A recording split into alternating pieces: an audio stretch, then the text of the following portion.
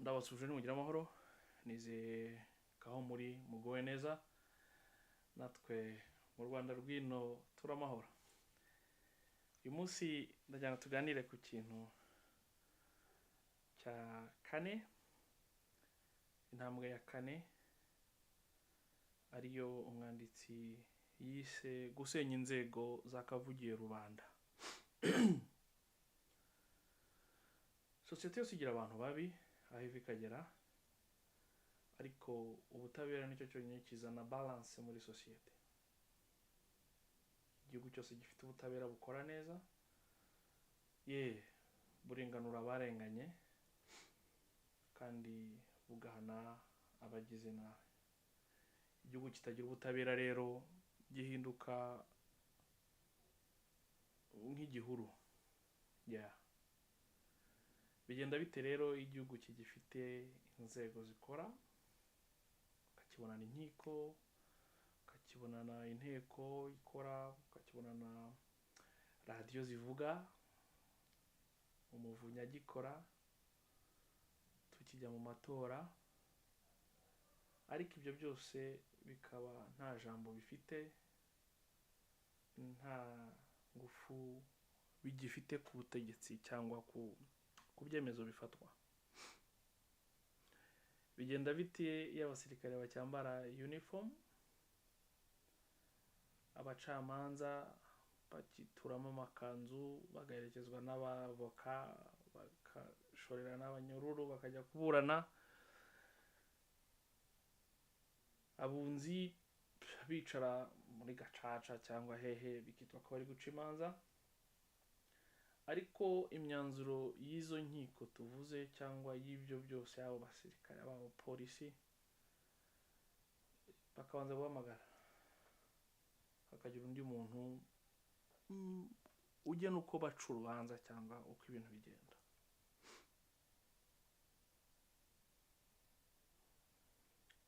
Ndagira twibukiranye ko umunyagitugu ntabwo afata igihugu gusa akoresheje imbunda. Kuri ino nshuro ibi turi gusoma, igihugu akigarurira yambaye ikote, afite constitution, ari gukoresha amatora ku buryo abaturage babona abantu bambaye imyenda y'abantu bari kujya mu matora, avuga demokarasi, radiyo ziri gukora ibiganiro bitandukanye, abantu bakibeshya ko bafite igihugu. Ubushize rero twavuze ku kintu kijyanye n'ubuhemba, aho umuntu kugira nabi, aho umuntu guseba, aho umuntu kwiba bimuhesha amapeti cyangwa bimuhesha ubukire, kubera ko igihugu nyine aba aramaze kukigarurira, ku buryo nta sano aba afitanye n'abamutora, abamushyiraho, ku buryo kubagirira nabi atabitinya. Abigeraho rero cyane kubera ko ni ingingo iba irimo, kandi aba aramaze gusenya inzego.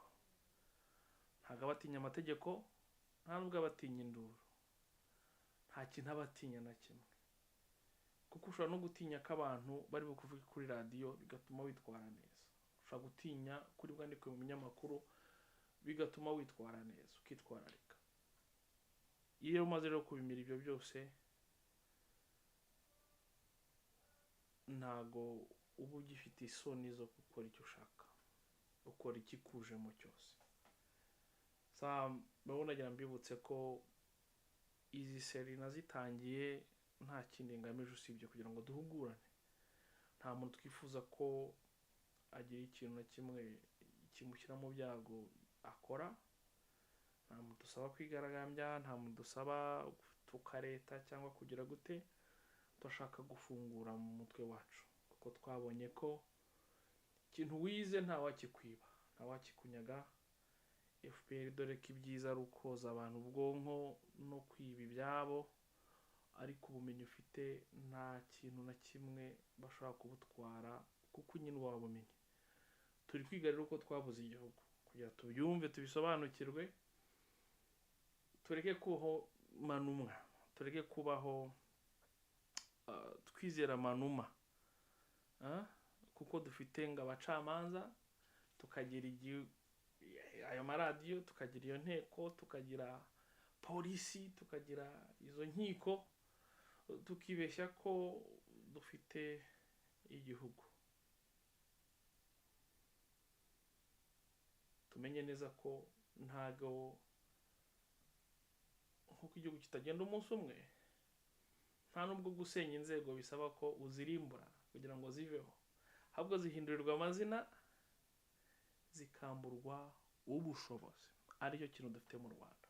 Mu gihugu cyacu dufite ubucamanza ariko butigenga, so nta kintu butumariye.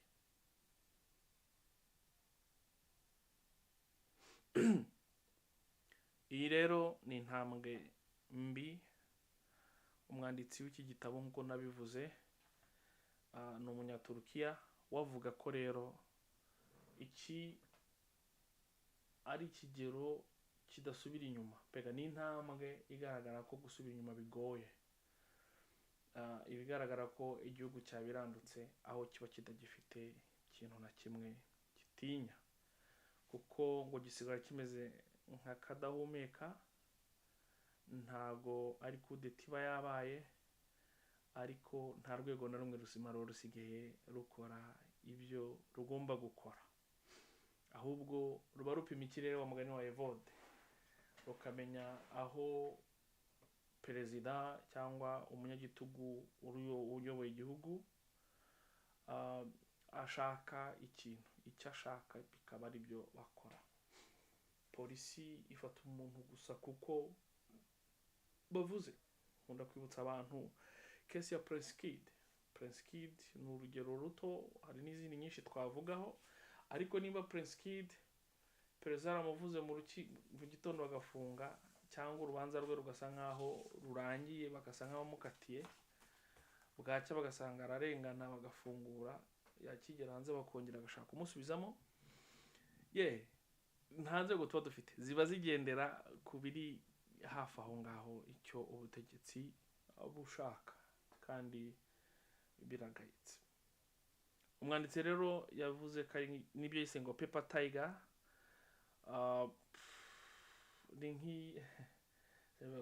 ni nk'inzego z'ibikenyeri se, reka tuvuge kadahumeka twebwe mu kinyarwanda, tuvuge ko biba bihari, bidahari, bigaragara ariko nta kintu bivuze.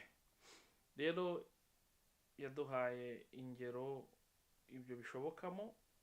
Intambwe ya mbere, abigeraho ati uwo munyagitugu,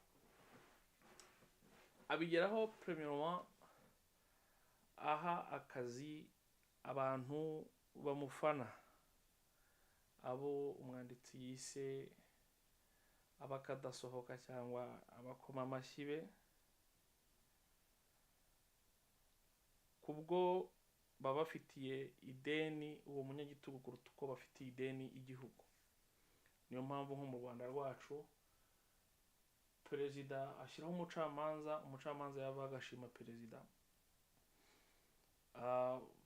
umuntu abona akazi k'ubudepite agashima perezida, ukagira ngo si abaturage bamutoye, ariko nuko mu by'ukuri baba batamutoye, ahubwo perezida niwe bamuhisemo ati ngwino ujye kumuhagararira hariya, undi nawe akaza.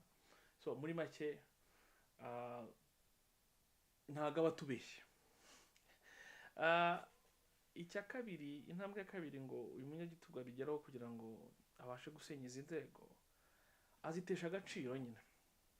Nka bya tujya tubona perezida ahagurutse umuntu w'umucamanza, agahagurutsa umunyamakuru bakamubaza ubusa cyangwa akamusebya imbere yabo yagakwiye kubavugira. Mu Rwanda ho hadutse ikindi kintu, uca urubanza mu buryo badashaka, uri umucamanza bakaguha mitasiyo, bakakwimurira ahantu bizakugora kuba. Nimba uri umuntu w'umubyeyi ufite nk'umwana, ufite abana bigaga, reka tuvuge i Gitarama, bakakwimura bakakujyana i Rutsiro, ahantu utazabona ishuri ry'abana, ahantu wenda umugabo wawe atazabona akazi cyangwa umugore wawe atazabona akazi, cyangwa nyine mbega bakakugora, bakaguha mitasiyo ku buryo uhitamo gukora icyo bashaka. Ngira ngo muzisaga imaze iminsi no muri ino mihanda y'umuntu bafunguye, inkiko zafunguye ariko polisi, military police cyangwa inzego zikanga kumurekura. Njya mwumva iki kintu, mwumva ukuntu nta gihugu dufite. Nimba ubutabera ubundi mu bindi bihugu tubamo n'akantu gato gasanzwe ko mu muhanda, ikosa ryo mu muhanda, ndumva Immaculée nugeze kubivugaho, Marie Immaculée cya Gifobagani cyatabarutse Nyagasana muheruko ridashira, nta kibazo nyirana n'umuntu watashye ibyaba yarabirangije. Iyo kuvuga ijambo aravuga ati abapolisi bacu n'abashinjacyaha, bakaba abagenzacyaha, bakaba n'abacamanza, cyane cyane nk'ibintu byo mu muhanda. Umuntu aguhaye itike burya sinawe agakwiye kukubabarira, cyangwa se wagakwiye nta kindi, ushobora kujya kuburana ahandi kugira bayikureho. Muri bihugu tubamo umucamanza umuregera ibintu byose n'ibintu bisanzwe byo mu muhanda, nicyo ngiye kuvuga. Ariko iwacu n'ibintu n'umucamanza yafasheho umwanzuro, hari inzego zibisuzugura. Ndajya mwumva icyo kintu. Ni gute bafungura umuntu, urukiko rufungura umuntu, gereza ikanga kumurekura, hakaba hashize amezi kandi siwe wenyine. Hari n'undi nawe numvishe ejo bundi baranamuparadinze muri babandi berekanye ngo babateka mutwe, babaye n'umucamanza cyangwa umwavoka, urumva n'umunyamategeko, we baramufunga, urukiko rukamufungura, agisohoka akiri kuri gereza bakamwuriza imodoka akongera akajya kumufunga. What kind of justice do we have? Uri muri ibihugu hari n'abantu barekurwa rwose atarabere, ariko kubera ko habaye amakosa mu manza zabo, inzego zakoze ikosa runaka, umucamanza avuze ngo urataha, niyo waba warakoze ikosa rimeze rite uragenda nta kundi. Iwacu rero ntabwo njya numva ukuntu ahubwo tujye twikoma ku gatuza twavuga ngo dufite igihugu kandi ntacyo. Rero ikintu cya kabiri nayumvuze ni icyo kintu cyo gutesha agaciro inzego z'ubutabera, inzego zikora ubuvugizi zigataga credibility burundu, ku buryo nta muntu uzisanga ngo asabe ubutabera cyangwa abone ubutabera. Icyo gihe rero nta kintu ziba zimaze. Muri izi nzego twavuze harimo inteko. Iyi nteko ihindutse ngwizo murongo, abantu bajya mu nteko gukoma amashyi gusa, buri mushinga uhageze ugapasinga nta kindi kintu, opposition ikaba ari hafi ya ntayo, ikintu bazi ari ukwandika amabaruwa yamagana gusa abavuze nabi leta. Kagame akaza akageraho iyo nteko ayigira nk'urubuga aza gukoramo umwitozo wa mpangana ngo uhangare, kuko ibitutsi byose dufite byinshi Kagame yatutse abantu bajya bivugira imbere y'inteko, ntacyo atinya. Abandi baperezida batinya inteko kubera ko baba bavuga ko ishobora kubeguza, izabima amafaranga, izababaza ibintu ibi n'ibi. Ariko iwacu kuva nta gihugu dufite, Kagame inteko ayica amazi kugeza ubwo usibye ko n'ubundi tuba tutanayitoye. Bikaza kuri cya kintu cya kane rero uwo mwanditsi avuga kijyanye n'amatora ya nyirarureshwa. Inteko dufite nkatwe ntituyitora, ntayo dushyiraho, ahubwo baricara bagakora appointment, bakabeshya abantu ko bakoresheje amatora, ariko nta matora ahari. Ikintu cya nyuma rero yavuze kuri ibi bintu, uburyo umunyagitugu afata inzego akazigira ize cyangwa zigahinduka ubusa, zigahinduka kadahumeka nk'uko nabyise, ni ukugira izo nzego intwaro yo kumurengera no guhondesha abadashaka. Ubutabera bwacu, ibinyamakuru byacu, ubutunzi bw'igihugu cyacu, byose byahindutse intwaro perezida akoresha adukubita twebwe tutavuga rumwe nawe. Wenda ngewe sindi ku rwego wabo ba politiciye bandi, ariko ubutabera babukoresha kugira ngo bakubite abantu akanyundo bajye hasi, ku buryo iyo urebye imanza zagiye zicura ibaze se izi manza zaciwe mu rukiko rumwe. Hari urubanza rwambabaje rw'umugabo witwa Rugomwa Aimable w'umudogiteri mu majoro, yakatiwe imyaka 10, yakubise umwana w'umuhungu witwa Mbarushimana aramwica, ariko umuntu urukiko rwa gisirikare rwamuhanisha imyaka 10, yishe umujene. Umugabo ni dogiteri, azaho bakubita ni mu cyico, ni umusirikare mukuru ko ni majoro, agakubita umuntu nubwo bumenyi afite niyo autorité afite, bakamukatira 10. Ariko rwa rukiko rwa gisirikare urwo ntoze mvuga mu kanya rwafunguye umuntu rukanga leta ikanga kumurekura. Muri ayo mezi nibwo rwari gukatira Byabagamba na Rusagara. Abajenero babaza ko ngo bumvishe radio yitahuka ngo bakagaragaza amarangamutima. Tujya mu icyo kintu, kumva radio ya opposition ukagaragaza amarangamutima, bakawukatira imyaka 22. Nta muntu wishe, nta muntu wagambaniye, umuntu wishe umuntu s'il vous plaît, kandi akamwica bitamutunguye, ukabona ko ari ibintu nyine yagambiriye ko n'umuntu ufite ubwenge, ni dogiteri s'il vous plaît, akica umuntu bakamukatira imyaka 20, urukiko rumwe.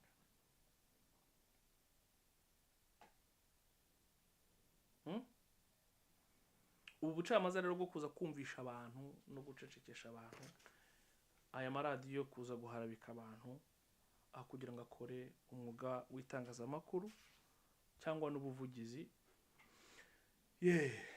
ahubwo bigahinduka intwaro ya politike umunyagitugu akoresha kugira ngo ahonde abatavuga rumwe nawe. Tukiri muri ubwo butendo bwabaye mu nkiko, nkunda kubwira abantu nti mujya mwibuka Gasana Ruraye ejo bundi ahabwa uruhushya rwo gutaha ubukwe bw'umuhungu we, akava mu buroko agataha ubukwe yangiza akagaruka. Byabagamba nako Rusagara yimwe uruhushya rwo guhamagara umugore wari gupfa s'il vous plaît. Bajya mu bikino akati imyaka 20, amaze gukora 10 n'ubundi nta nazajya. Ni inshuti ya Kagame, n'umuntu wafashije igisirikare mu rwego rukomeye. Umugore warwaye arembye, asaba uruhushya rwo kumuvugisha, bararumwima. Ariko Ruraye ahabwa uruhushya rwo gutaha ubukwe bw'umwana we. Munanyumvisha ikintu, mwumva ubwo bucamanza ni bwa bundi akubwo noneho tuje mu gisivile tuve mu bya gisirikare, bwahanishije cyuma igihano kitakibaho s'il vous plaît, itegeko ritakibaho, itegeko rimaze imyaka 2 ryaravuye mu bitabo by'amategeko ahana y'u Rwanda. Umucamanza arahaguruka ahana umuntu amujijije icyaha kitakibaho nk'amategeko. Sinzi niba mwumva icyo kintu. Hari ikintu abantu batajya bamenya, buriya Rusesabagina kugira arekurwe nuko hari abanyamakuru maze b'ikinyamakuru cyitwa Iwacu bari bafunze bari kuburana ko bakwirakwije ibihuha ngo Rusesabagina yateye Nyabimata. Bafunzwe imyaka 3 bari kuburana urwo rubanza, bari gushinjwa ko ibyo bavuze ari ibihuha bitabayeho, ariko mu kindi cyumba harimo urubanza rwa Rusesabagina ruri kuvuga ko Rusesabagina ateye Nyabimata. Umva iyo contradiction. Abanyamakuru bari kuburana ko bavuze ibihuha ko CNL FRN itigeze itera Nyabimata,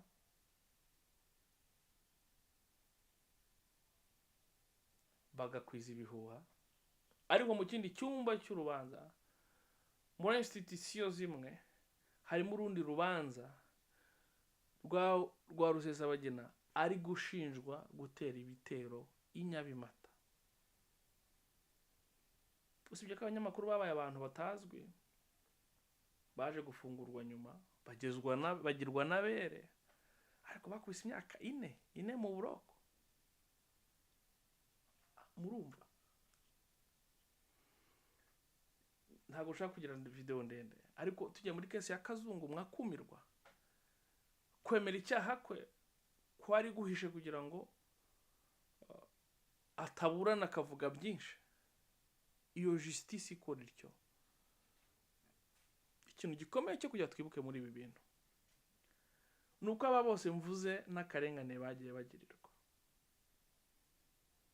Muri bo usibye byabagamba na nuranya kwigendera Generali Rusagara, abandi bose nta kintu cya politike kirimo, ni ibintu bisanzwe. Bari abantu bakunda FPR, bari abantu bakorana na FPR na Rusesabagina da. Ariko kesi z'abantu bishwe na Kazungu muri bo nta nyangana Rwanda, nta ntera hamwe, nta muntu upfobya urimo. Uyu mubyeyi wa Mirimo wagiye kuri site bari kumusenyera inzu afite icyemezo cy'urukiko, ariko kizunguza avuga ngo mfite urukiko, icyemezo cy'urukiko kihagarika umujyi wa Kigali kunsenyera. Barake baramusenyera, ariko bamwigize bari bagiye kumucisha tinga we n'umwana we. Ni video iri hano ku mbuga nkoranyambaga, mwayireba mukumirwa.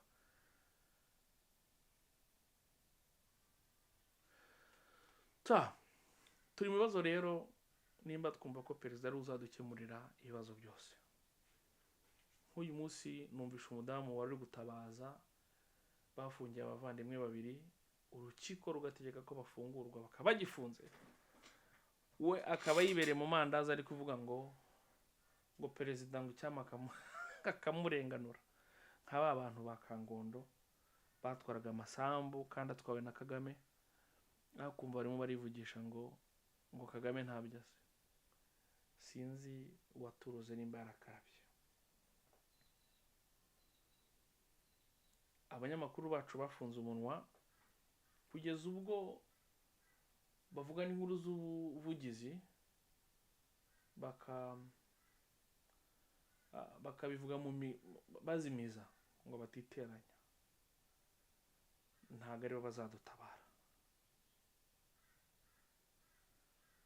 Rubanda ikwiye kumenya ko iriya miryango y'inkiko atari yabo yo gukomangaho. Gutora no kurangiza umuhango, ntago batora uzabahagararira. Dukwiye kumenya ko nta gihugu tugifite. Inkiko nubwo zihari nta kintu zitumariye, kubera ko zica imanza zabanje gukora imibare yazo. Numva ari byiza ko dusobanukirwa n'iki kintu neza, kandi tugaharanira ko kizavaho. Tukumva ko nimba igihugu cyacu nta butabera gifite, turagendesheje, kandi ntago ari ukubeshya, ntabwo dufite. Ubutaha tuzaganira ku kijyanye n'uburyo umunyagitugu yamaze gukora ibyo, abantu noneho ngo nakuba umuntu karashira, ngo bakajya baseka n'ibibabaje, umuntu agapfa bagaseka. Tuzareba uburyo abantu bimika ubwo bunyamaswa cyangwa batakaza icyizere ku rwego basigara n'ibintu biteye ubwoba ahubwo bibanezeza. Aho mukomere, murakagira u Rwanda mwigengaho. Nizeye ko tuzabana mu kiganiro gitaha, kandi musangiza abandi ubu butumwa. Nimba ari icyo mwumva twavugururaho mutubwire, tuzivugurure, kuko ni byiza ko tugira igihugu kigendera ku mategeko kandi twese kiduha ijambo. Murakagira u Rwanda mwigengaho naho ubutaha. Ciao.